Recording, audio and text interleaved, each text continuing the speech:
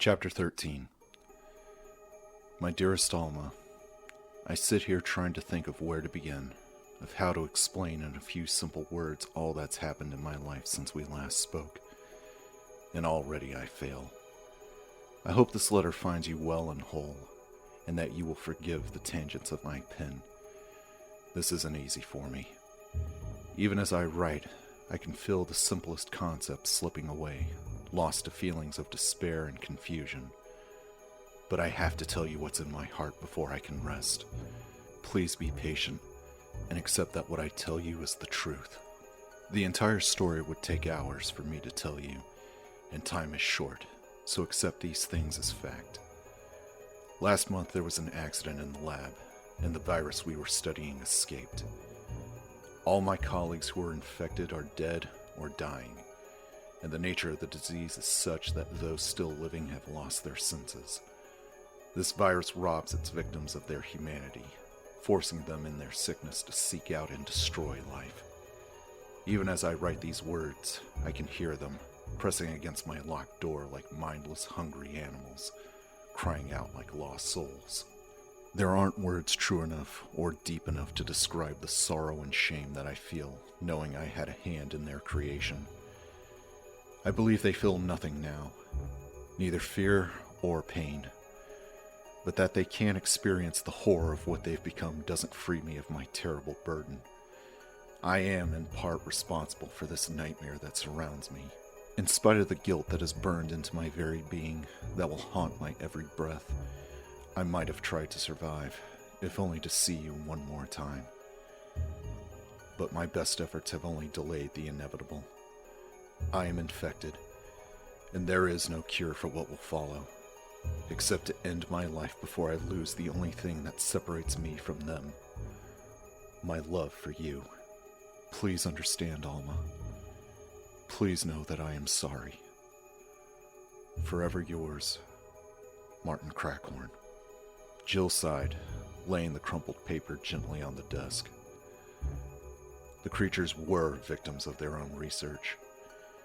It seemed that she had the right idea about what had happened in the mansion, though after reading through the heartfelt letter put a serious damper on any pride she might have taken from her deduction skills.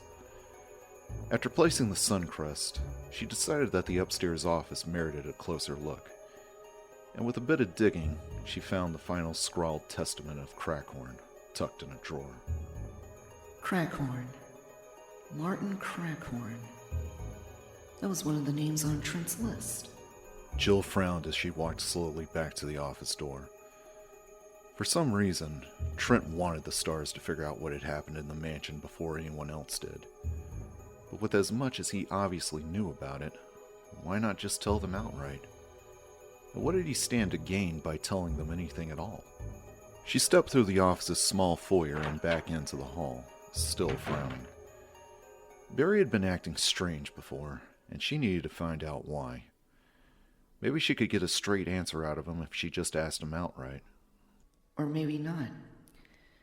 Either way, it'll tell me something.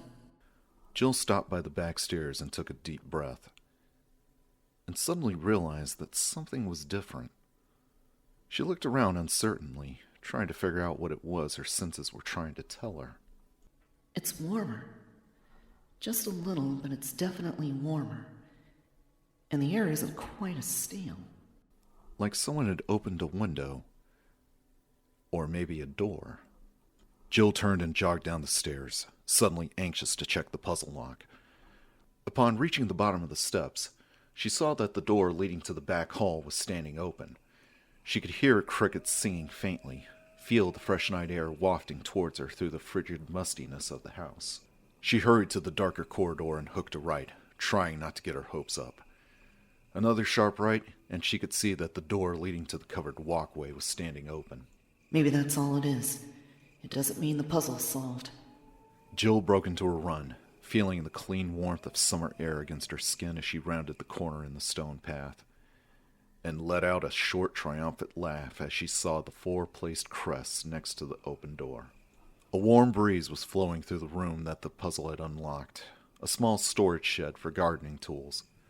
The metal door on the wall opposite was standing open, and Jill could see moonlight playing across a brick wall just past the rusted hinges. Barry was right. The door led outside. They'd be able to get help now, find a safe route through the woods, or at the very least signal. Wait a minute. If Barry found the missing pieces, why didn't he come looking for me? Jill's grin faded as she stepped into the shed, absently taking in the dusty boxes and barrels that lined the gray stone walls. Barry had known where she was, had suggested himself that she take the second floor of the west wing. So maybe it wasn't Barry who opened the door. That was true enough. It could have been Chris, or Wesker, or one of the Bravos. And if that were the case, she should probably go back in and look for Barry. Or investigate a little first. Make sure it's even worth it. It was a bit of a rationalization, but she had to admit to herself that the thought of returning to the mansion with a possible escape right in front of her wasn't all that enticing. She unholstered her Beretta and walked towards the outer door, her decision made. The first thing she noticed was the sound of rushing water over the soft forest noises that filled the cooling air, like a waterfall. The second and third things were the bodies of the two dogs that lay across the irregular stone path, shot to death. Well, pretty safe to say that one of the stars came this way. Jill edged out into a high-walled courtyard, low hedges set into brick planters on either side. Dark clouds hung oppressively low overhead. Across the open space was a barred iron gate just past an island of shrubs. To her left, a straight path overshadowed by the 10-foot-high brick walls that bordered it.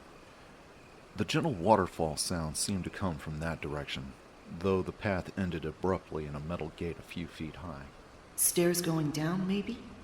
Jill hesitated, looking back at the arched, rusty gate in front of her, and then at the curled bodies of the mutant dogs. They were both closer to the gate than the walkway, and assuming they had been killed while attacking, the shooter would have been heading in that direction. There was a sudden sound of water splashing wildly, making the decision for her. Jill turned and ran down the movement walk, hoping to catch a glimpse of whoever or whatever was making the noise. She reached the end of the stone path and leaned over the gate. Whoa. Then drew back a little, surprised by the sudden drop-off. There were no stairs. The gate opened to a tiny platform elevator in a huge open courtyard, 20 feet below. The splashing was off to the right, and Jill looked down across the wide yard just in time to see a shadowy figure walk through the waterfall she heard, and disappearing behind the curtain of water that cascaded down the west wall. What the hell? She stared at the small waterfall, blinking, not sure if her eyes were playing tricks on her. The splashing had stopped as soon as the person disappeared, and she was fairly certain that she wasn't hearing things, which meant that the rushing water concealed a secret passage. Great. Just what this place needs.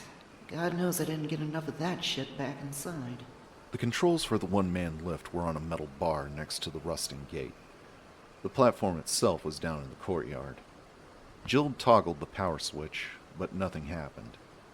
She'd have to get down another way, wasting time while the mysterious splasher got further away. Unless... Jill looked down the narrow elevator shaft, an inset square only 3 feet across and open on the side facing the yard. Coming up would be a bitch and a half, but descending? Cakewalk. She could crouch her way down in a minute or less, using her back and legs to support her weight. As she unstrapped the shotgun from her back in preparation for the climb, a disturbing thought occurred to her. If the person who had gone through the waterfall was one of the stars, how did they know that that passage was even there? Good question, and not one she wanted to linger over. Holding the shotgun tightly, Jill pushed the gate open and carefully started down the shaft.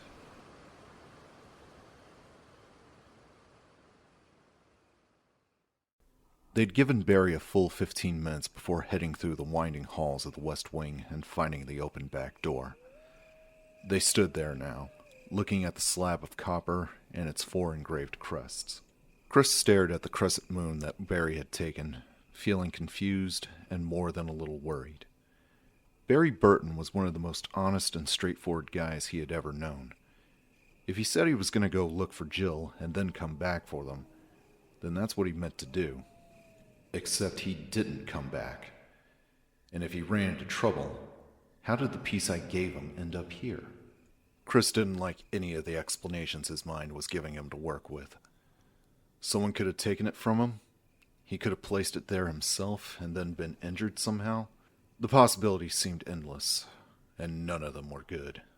Sighing, he turned away from the diagram and looked at Rebecca. Whatever happened to Barry, we should go ahead. This may be the only way off the estate. Rebecca smiled a little. No arguments here. It just feels good to get out of there, you know? Yeah, no kidding, he said with feeling. He hadn't realized how accustomed he'd grown to the cold, oppressive atmosphere of the house until they'd left it. The difference was truly amazing. They walked through the tidy storage room and stopped at the back door, both of them breathing deeply. Rebecca checked her Beretta for about the 100th time since they left the main hall, chewing at her lower lip nervously. Chris could see how tightly wound she was, and tried to think if there was anything she needed to know, anything that would help her if they were forced into a combat situation. STAR's training covered all the basics, but shooting at a video screen with a toy gun was a far cry from the real thing. He grinned suddenly, remembering the words of wisdom he'd gotten on his first operation, a standoff with a small group of whacked-out survivalists in upstate New York. He'd been terrified, and trying desperately not to show it. The captain for the mission had been a tough-as-nails explosives expert, an extremely short woman named Kaler. She pulled him aside just before they went in, looked him up and down, and given him the single best piece of advice he'd ever received. Son, no matter what happens, when the shooting starts, try not to piss your pants. It surprised him out of his nervousness. The statement so totally weird that he had literally been forced to let go of the worst of his fear to make room for it. What are you grinning about? Chris shook his head as his smile faded. Somehow he didn't think it would work on Rebecca, and the dangers they faced didn't shoot back. Long story. Come on, let's go. They moved out into the calm night air, crickets and cicadas buzzing sleepily in the surrounding woods. They were in some sort of a courtyard, with high brick walls on either side and an offshoot walkway to their left. Chris could hear rushing water nearby, and the mournful cry of a dog or a coyote in the distance, a lonely faraway sound. Oh, and while we're on the subject of dogs, there were a couple of them sprawled out across the stones. Soft moonlight glistened against their wet, sinewy bodies. Chris edged up to one of them and crouched down, touching its flank. He quickly pulled his hand back, scowling. The mutant dog was sticky and warm, like it had been sheathed in a thick layer of mucus. He stood up as he wiped his hand on his pants. Hasn't been dead long, less than an hour at least. There was a rusted iron gate just past some hedges in front of them. Chris nodded at Rebecca as they walked towards it. The sound of rushing water increased to a dull roar. Chris pushed at the gate, and it swung open on violently squealing hinges, revealing a huge cut stone reservoir, easily the size of a couple of swimming pools put together. Deep shadows draped and hung at every side, caused by the seemingly solid walls of murky green trees and lush vegetation that threatened to break through the bordering rails. They moved forward, stopping at the edge of the massive pool. It was apparently in the slow process of being drained, the turbulent noise caused by the narrow flow of water through a raised gate on the east side. There wasn't a complete path around the reservoir, but Chris saw that there was a walkway bisecting the pool itself, about 5 feet below water level. There were bolted ladders on both sides, and the path had obviously been submerged until quite recently, the stones dark with dripping algae. Chris studied the unusual setup for a moment, wondering how anyone got across when it wasn't being drained. Yet another mystery to add to the growing list. Without speaking, they climbed down and hurried across, boots squelching against the slimy stones as a clammy humidity enveloped them. Chris quickly scaled the second ladder and reached down to help Rebecca up. The heavily shaded path was littered with branches and pine needles and appeared to border the east end of the reservoir, passing over the open floodgate. They started toward the forced waterfall and had only gotten a few feet when it started to rain. Chris frowned, an inner voice informing him coolly that he shouldn't be able to hear raindrops over the roar of draining water. He looked up and saw a twisted branch fall from the stretching foliage hanging over the rail, a branch that hit the stones and slithered smoothly away. That's no branch, and there were already dozens of them on the ground, twisting across the dark stones, hissing and writhing as they fell from the trees overhead. Mary, Mother of God, like that monster in the attic wasn't bad enough. He and Rebecca were surrounded by snakes. Holy shit! Startled, Rebecca turned to look at Chris and felt cold terror shoot through her. Her heart squeezed in its icy grip as she took in the path behind him. The ground had come to life, black shapes coiling towards their feet and dropping from above like living rain. Rebecca started to raise her gun, realizing numbly that there were far too many of them, even as Chris roughly grabbed her arm. Run! They stumbled forward, Rebecca crying out involuntarily as a thick, writhing body fell across her shoulder. A touch of cool scales against her arm as it slid heavily off her and hit the stones. The path zigzagged as they ran through the shifting shadows, heels crunching down on rubbery moving flesh, throwing them off balance. Snakes darted forward to strike at their passing boots as they ran over a steel grate, black foaming water thundering below. The sounds of their boots hitting metal lost to the liquid roar. Ahead of them, the stones were clear, but the path also dropped off sharply, a small elevator platform marking its end. There was no place left to go. They crowded onto the tiny platform, and Rebecca snatched at the controls, her breath coming in panicked gasps. Chris turned and fired repeatedly, the shots blasting with a crash of water as Rebecca found the operating button and slammed it down. The platform shuddered and started to descend, slipping down past rock walls towards a massive empty courtyard below.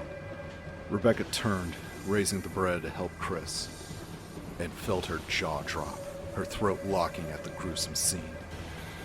There had to be hundreds of them, the path almost completely hidden by the slithering creatures, hissing and squirming in an alien frenzy as they struck wildly at each other.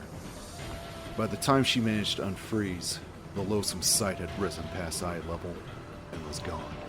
The ride seemed to last forever, with both of them staring up at the edge of the path they'd left behind, tensely and breathlessly waiting for the bodies to start falling.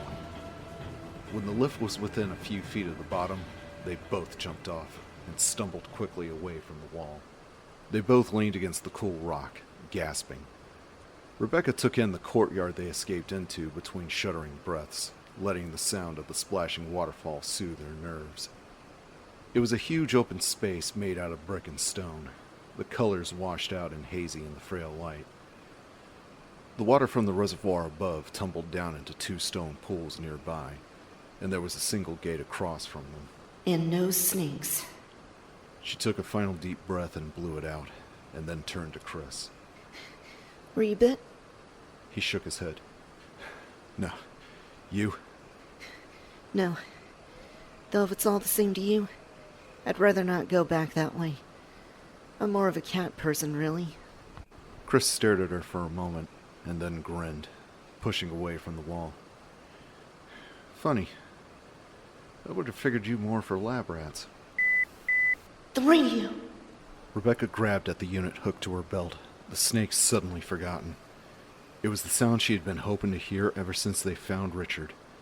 They were being hailed, maybe by searchers. She thumbed the receiver and held the radio up so they could both hear. Static crackled through the speaker along with the soft whine of a wavering signal. This is Brad. Alpha Team. Read. If... can hear this. His voice disappeared in a burst of static. Rebecca hit the transmit button and spoke quickly. Brad! Brad, come in! The signal was gone. They both listened for a moment longer, but nothing else came through. Damn it. He must have gotten out of range, Chris said. He sighed, walking further out into the open yard and gazing up at the dark, overcast sky. Rebecca clipped the silent radio back to her belt, still feeling more hopeful than she had all night. The pilot was out there somewhere, circling around and looking for them. And now that they were clear of the mansion, they'd be able to hear him signal. Assuming he comes back. Rebecca ignored the thought and walked over to join Chris, who had found another tiny elevator platform tucked in the corner across from the waterfall. A quick check showed it to be without power. Chris turned towards the gate and slapped a fresh clip into his Beretta. Well, let's see what's behind door number 1 over there. It was a rhetorical statement. Unless they wanted to go back through the snakes, it was their only option. Just the same, Rebecca smiled and nodded, wanting to make sure he knew she was ready, and hoping desperately that if anything else happened, she would be.